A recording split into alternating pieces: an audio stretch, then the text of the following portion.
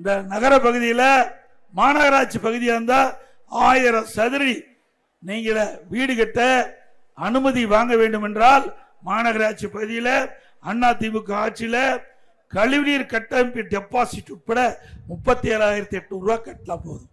ஆனால் திராவிட முன்னேற்ற கழகம் ஆட்சிக்கு பிறகு 1000 சதுரடி நீங்கள் கட்டிடம் கட்ட எழுது கடை கட்டவோ எழுது வீடு கட்டவோ அனுமதி வேண்டும் என்று விண்ணப்பித்தால் இந்த ஆட்சியில் 88,000 ரூபாய், அதோட கழிவுநீர் கட்டமைப்பு டெபாசிட் 20,000, கிட்டத்தட்ட 1,08,000 ரூபாய் நீங்க கட்ட வேண்டும்.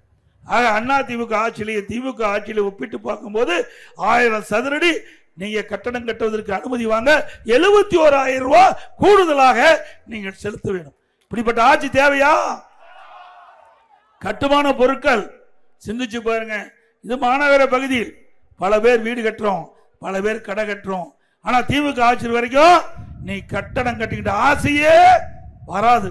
அந்த அளவுக்கு விலை ஏற்றம்.